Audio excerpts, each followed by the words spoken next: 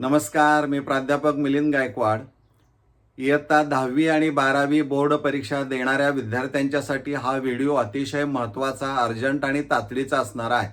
त्याचं कारणही तितकं महत्त्वाचं आहे की ज्या विद्यार्थ्यांच्या हॉल तिकीटवर म्हणजे प्रवेश पत्रिका जी असणार आहे त्याच्यावर फोटो अस्पष्ट होते आणि ज्यांचे फोटो मुख्याध्यापकांनी ते दुरुस्त केलेले आहेत, अशा सर्व विद्यार्थ्यांच्यासाठी त्यांची नव्यानं माहिती भरणं अनिवार्य आहे. यासाठी मग काय केलेलं आहे तर राज्य मंडळाच्या संकेतस्थळावर फोटो करेक्शन म्हणून एक लिंक त्यांनी ओपन केलेली आहे. ती सध्या सक्रिय असणारी आहे. त्या लिंकवर जाऊन विद्यार्थ्यांनी सगळी माहिती आणि फोटो अपलोड करायचे आहेत.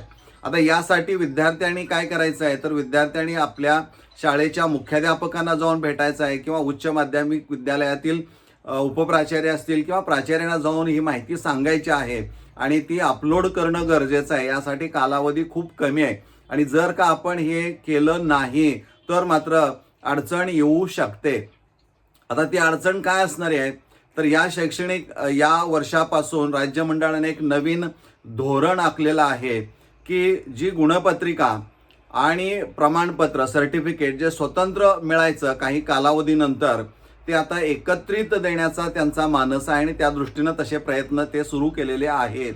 म्हणजे इथं गुणपत्रिका असणारी आहे. मग 10वी आणि 12वीचे जे विद्यार्थी बोर्ड 2026 परीक्षा दिलेले आहेत त्यांची गुणपत्रिका आणि त्याचबरोबर प्रमाणपत्र हे A4 साईजमध्ये एकत्र देणारे आहेत.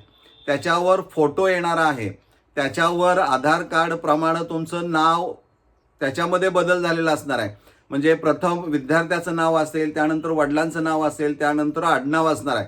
हा सिक्वेन्स बदललेला असणार आहे. त्यामुळं आपण ह्या गोष्टी लक्षात ठेवायच्या आहेत.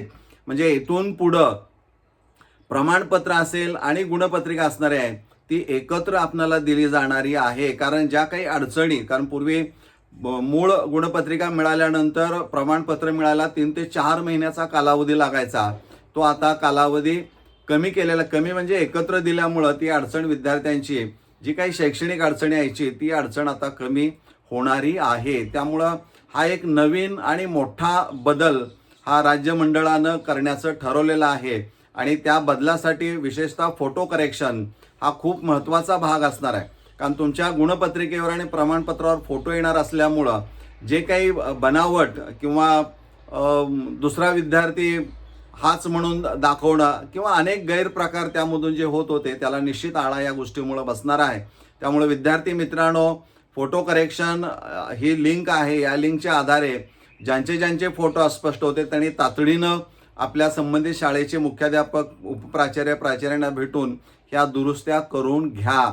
जर नाहीत केल्या, वेळेमध्ये पूर्ण नाहीत केल्या तर अडचण येऊ शकते. त्यामुळे तुमची गुणपत्रिका मिळेल की नाही याची खात्री देखील पुन्हा अडचणी असणाऱ्या आहेत.